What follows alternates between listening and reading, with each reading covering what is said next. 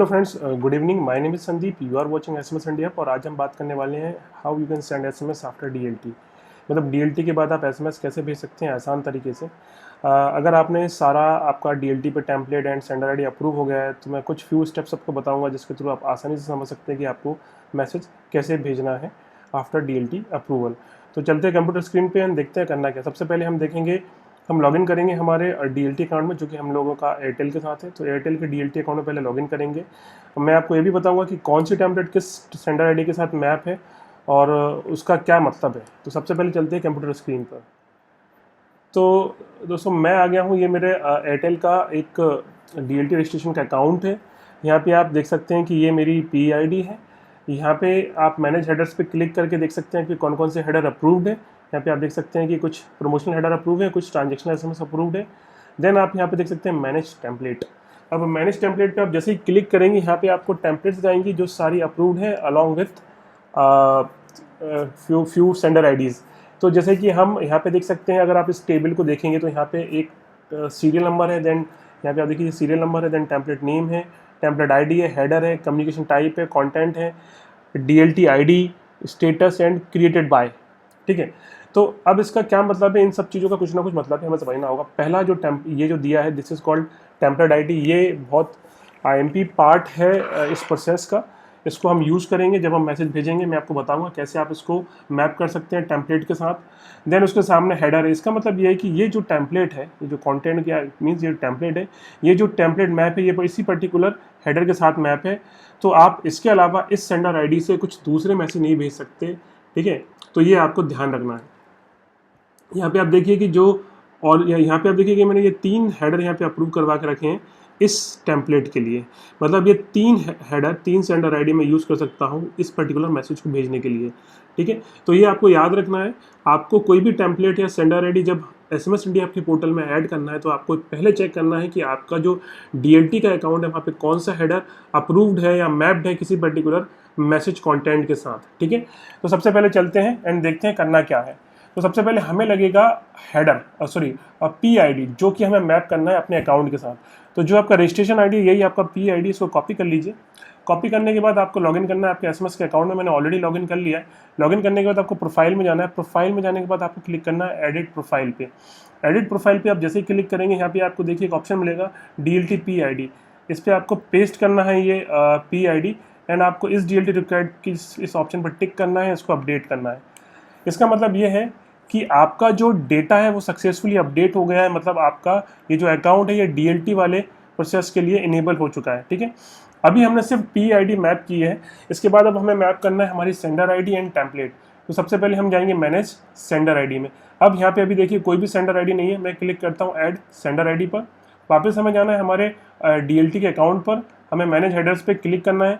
अब मैं एक कोई सेंडर आईडी लेने वाला हूँ फॉर डेमो पर्पज़। तो मैं ये वाली जो सेंडर आईडी है इसको मैंने ले लिया है।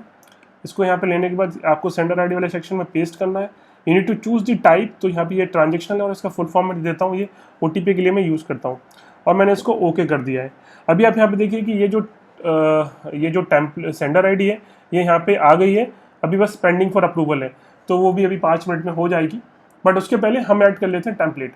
अब मैनेज टेम्पलेट पे आपको क्लिक करना है। मैनेज टेम्पलेट पे आप जैसे क्लिक करेंगे यहाँ पे देखिए कोई टेम्पलेट नहीं है, तो मैं ऐड ए न्यू टेम्पलेट पे क्लिक करता हूँ।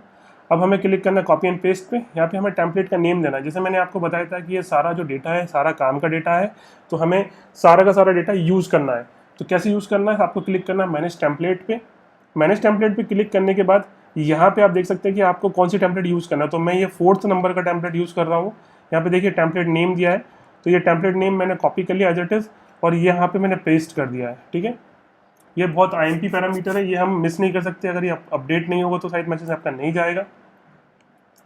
इसके बाद दूसरा है DLT टेम्पलेट DLT आईडी। तो ये उसकी आईडी है। हर टेम्पलेट की एक यूनिक आईडी होगी जो कि आपको मैप करना होगी इस पोर्टल के साथ, अदरवाइज आपके मैसेज नहीं जाएंगे। तो हम यहाँ पे PID को पेस्ट कर देते हैं। तीसरा है आपका टेम्पलेट। तो जो टेम्पलेट आपने यहाँ पे अप्रूव कराई है एज इट इज़ वो टेम्पलेट को कॉपी कर लीजिए। कॉपी करने के बाद आपको यहाँ पे पेस्ट करना है। अब थोड़ा सा आपको समझना होगा, यहाँ पे ये जो वार लिखा है ये एक डायनामिक पार्ट है जिसको हम यूज़ कर सकते हैं कुछ कस्टम कंटेंट लिखने के लिए। किसी भी डायनेमिक वाला जो पार्ट है आप मैक्सिमम 30 कैरेक्टर लिख सकते हैं। और आपको याद रखना है कि अगर आप कोई URL डाल रहे हैं तो उसमें कोई स्पेस नहीं होना चाहिए, ठीक है। तो ये आपको ध्यान रखना है कि आप कोई भी डायनेमिक वैल्यू डाल रहे हैं, डायनेमिक या वेरिएबल वाला जो पार्ट आप अगर चाहते हैं तो उसके अंदर सिर्फ 30 कैरेक्टर तक ही जाएगा। तो जैसे इस टेम्पलेट में सिर्फ ये वाला जो पार्ट है ये डायनेमिक है, ठीक है। अब मैं इसको, ये तो ऑपरेटर एंड पे अप्रूव था इस हिसाब से, लेकिन हमें हमारे एप्लीकेशन के हिसाब से double hash field, double hash हम लिखते हैं, आप डबल हैश आगे लगाना है, एक हैश पहले लगाना है, एक हैश बाद में लगाना। तो ये इस तरह से डबल हैश हो जाएगा। और इसको कर दीजिए सेव करने के बाद ये टेम्पलेट भी चली गई अप्रूवल के लिए। अब क्विकली इसको अप्रूव करवा देता हूँ मैं बैकएंड से, तो अप्रूव होने में कुछ सेकंड लगेंगे। ओके, तो अभी हम देख लेते हैं कि हमारी sender ID and template approve हुई है कि नहीं हुई। तो सबसे पहले मैं चला जाता हूँ मैनेज टेम्पलेट पे। तो यहाँ पे देखिए ये टेम्पलेट अप्रूव हो गई है। दैन फिर हम चले जाते हैं सेंडर आईडी पे। तो यहाँ पे ये सेंडर आईडी भी अप्रूव हो गई। अब क्विकली एक मैसेज भेज के देख लेते हैं। और हम आ गए हैं कंपोज SMS पे। कंपोज SMS में आने के बाद आपको जाना है ट्रांजेक्शन पे। ट्रांजेक्शन में ये ऑलरेडी सेंडर आईडी अप्रूव्ड है। इसके बाद हमें यहाँ पर डालना है नंबर, और ये मैंने नंबर डाल दिया है। इसके बाद हमें नंबर के बाद टेम्पलेट को सिलेक्ट करना है। तो मैंने ये टेम्पलेट सिलेक्ट कर लिया है। और ये जो डायनेमिक पार्ट है इसको मेरे को एडिट करना है। तो मैं यहाँ पे कोई भी एक नंबर डाल देता हूँ। और ये मैंने एक नंबर डाल दिया डायनेमिक पार्ट के अंदर कुछ भी डालने के लिए। ये सिर्फ डमी कंटेंट है। एंड देन सेंड पे क्लिक कर दिया। सेंड पे क्लिक करने के बाद यहाँ पे देखिए एक मैसेज आ गया कि कैंपेन रिपोर्ट चेक कर सकते हैं। मैसेज मेरे मोबाइल पे आ गया है। देन हम इस रिपोर्ट पे जाएंगे। रिपोर्ट पे जाने के बाद यहाँ पे आप देखिए शो मैसेज काउंट का ऑप्शन आ रहा है और ये मैसेज डिलीवर हो चुका है। सो आई होप आपको ये समझ में आया होगा कि कैसे आप मैसेज भेज सकते हैं जब आपका कंटेंट DLT के प्लेटफॉर्म पे अप्रूव हो गया है, सेंडर आईडी अप्रूव हो गई है। मैंने आपको प्रोसेस पूरी बताई।